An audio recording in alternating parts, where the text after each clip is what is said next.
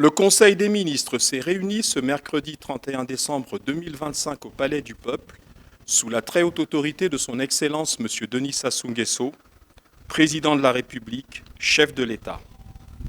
9 affaires étaient inscrites à son ordre du jour, soit 4 projets de décret au titre du ministère des Industries minières et de la Géologie, 2 projets de décret au titre du ministère des Hydrocarbures, 2 projets de décret au titre du ministère de la Santé et de la Population, enfin, une nomination au titre du ministère de la Santé et de la Population.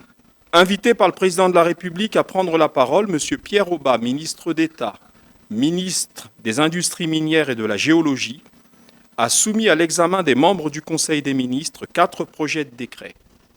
Ainsi, la société Baoshi Sarlu a introduit en novembre 2025 une demande d'obtention de permis d'exploitation de gisements de polymétaux dans les zones Mpassa Moubiri et Mindouli dans le département du Poul. Conformément aux dispositions du Code minier, ces 2 permis, anciennement détenus par la société Lulu de Mines, ont été abrogés et retournés au domaine public en vue d'une nouvelle attribution par 2 décrets du 8 octobre 2024 pour cause d'absence prolongée de travaux de développement et de non-respect de la convention d'exploitation minière conclue en février 2014. Leur réserve cumulée est estimée de polymétaux est d'environ 30 millions de tonnes, avec des prévisions de production annuelle de 250 000 tonnes, pour une durée de vie de la mine estimée à 25 ans. C'est dans ce contexte que la société Baoshi a manifesté son intérêt pour valoriser les minerais de polymétaux avec comme obligation de transformer localement le minerai et comme objectif la production de câbles électriques afin de réduire la dépendance en la matière de notre pays.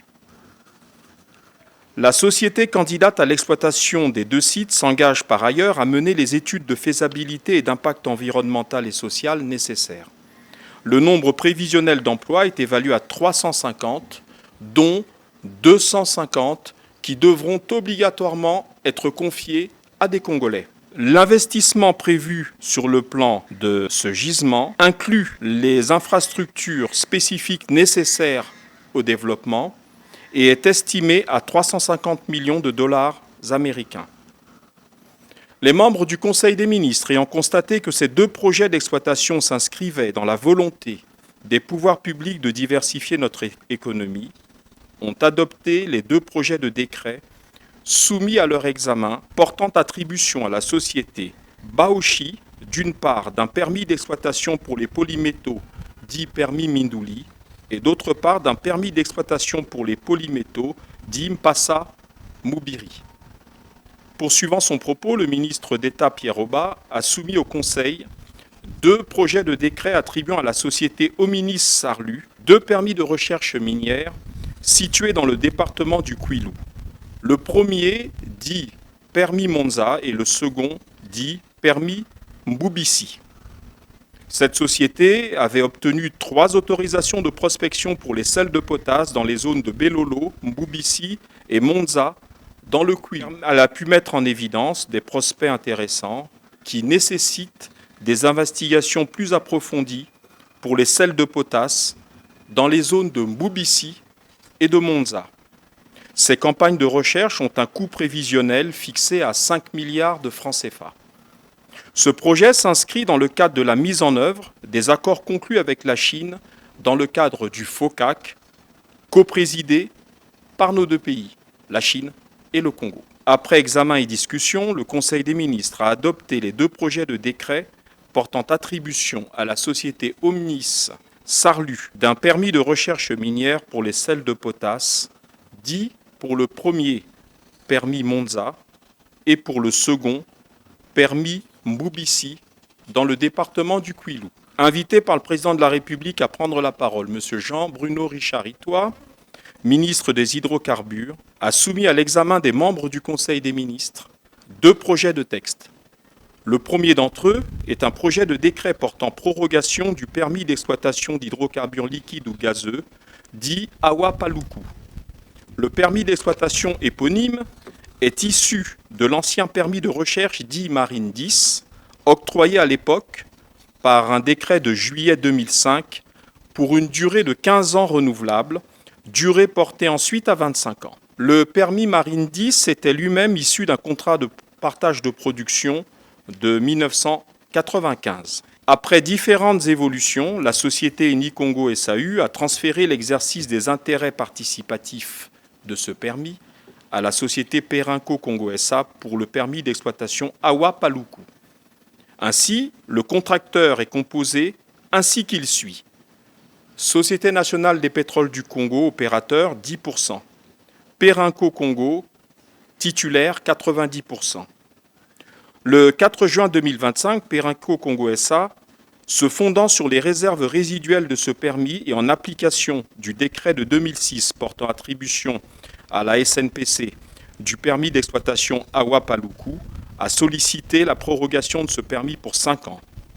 Conformément aux dispositions de l'article 9 du Code des hydrocarbures, cette prorogation doit se faire au profit de la SNPC comme société titulaire, avec un intérêt participatif de cette société nationale, qui passe de 10 à 15%. Le contracteur du permis Awa Paluku prorogé sera désormais le suivant: SNPC 15% en tant que titulaire, Perenco Congo 85% en tant qu'opérateur.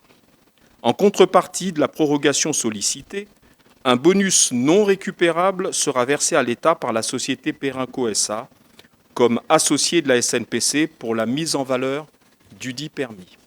Après examen et discussion, le Conseil des ministres a adopté le projet de décret portant prorogation du permis d'exploitation d'hydrocarbures liquides ou gazeux dit Awa Paluku. Poursuivant son propos, le ministre Bruno Jean-Richard Itoie a présenté aux membres du Conseil un projet de décret portant attribution à la Société nationale des pétroles du Congo d'un permis d'exploitation d'hydrocarbures liquides et gazeux dit permis Madingukai.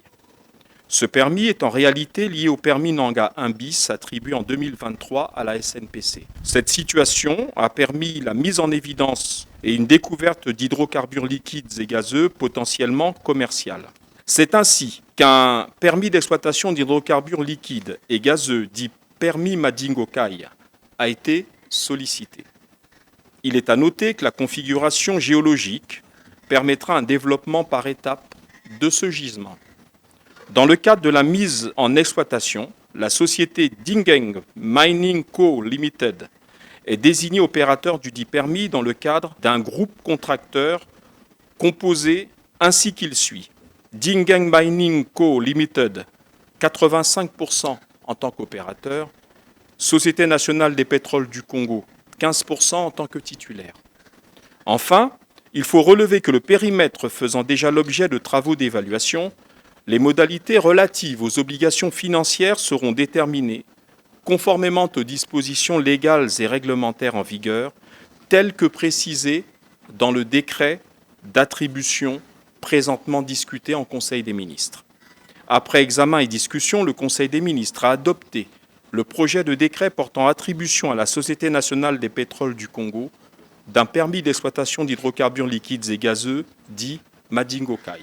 Après y avoir été invité par le président de la République, M. Jean-Roser Ibarra, ministre de la Santé et de la Population, a soumis à l'examen des membres du Conseil 2 projets de décret portant respectivement, pour le premier, approbation des statuts de l'hôpital général de Ouesso et pour le second, celui des statuts de l'hôpital général de Sibiti.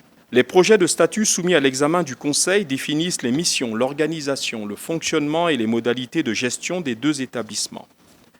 Créés par 2 lois promulguées le 6 octobre 2025, les hôpitaux généraux de Ouesso et de Sibiti ont été entre-temps, et nous l'avons tous suivi et applaudi, ont été, disais-je, entre-temps inaugurés courant novembre 2025, sous le haut patronage du président de la République, chef de l'État. Leur érection s'inscrit dans la vision du chef de l'État qui consiste à doter le Congo d'un système de santé performant, accessible à tous et apte à répondre efficacement aux urgences médicales ainsi qu'aux pathologies complexes et spécialisées.